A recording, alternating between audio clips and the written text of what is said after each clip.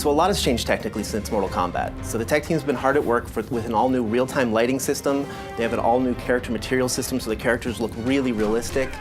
We have multi-threaded the renderer, so we can just sort of render more stuff on the screen, so the game looks really incredible. Our engineers have really pulled out all the stops and are squeezing every bit of performance that we can get.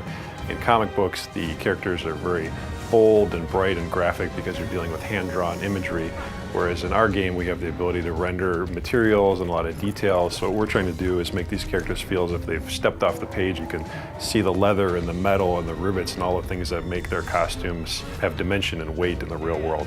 A lot of the action in Injustice is over the top. We have people grabbing cars and throwing them at people. We have people bouncing off objects all around the arena. And there's nothing more cinematic in the game than our super moves. Our super moves are these really big kind of blockbustery events that would probably blow out the budget on a summer blockbuster.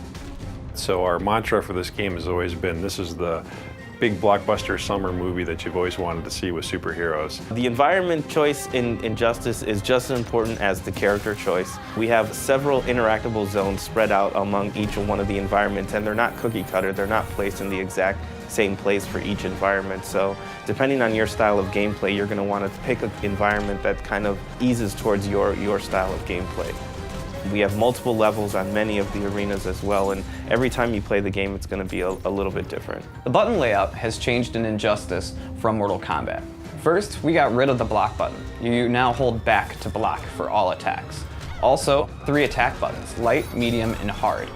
So the additional button we call the character trait button, and that's a specific attack designed to showcase each character. So in the case of Nightwing, he uses the button to switch between his collie stance using collie sticks and his staff stance where he uses a staff, and there's completely different attacks. In the case of Cyborg, he uses the button to sort of charge up his health, so you're going to get different effects for every character. The combo system in Injustice will feel very familiar. Instead of using a special move to start a combo, you actually will use your special moves to link combos. You can also cancel out of a combo to link into a level transition or into a pop-up. DC's been incredibly supportive on this project and actually pushing us to take things farther than we ever thought we'd be able to get away with. Superman in particular was fun to work on. We had a lot of freedom with trying things as far as materials and adding little armor bits and playing with the way that his logo ties into his cape, things like that, which normally you'd think you wouldn't have the freedom to play with such an iconic character, but DC was very supportive the whole way. The coolest thing about working on Injustice is obviously learning a lot more about the DC lore. DC has such a wealth of information and such a wealth of knowledge about their characters that it's really fun to kind of pick the brain of working with them and figuring out what would make their characters fit in kind of the NetherRealm universe. You know, if Superman had to fight in a hand-to-hand fight, what would he do? What would Catwoman do in that kind of situation? What excites me about working on Injustice is we get to play with superheroes. We get to make Superman, Batman, The Flash, Harley Quinn, characters that we've seen in cartoons and grown up with our entire lives. So to put fighting styles to each one of those characters and special moves has been really a privilege. Working on Injustice has been very exciting.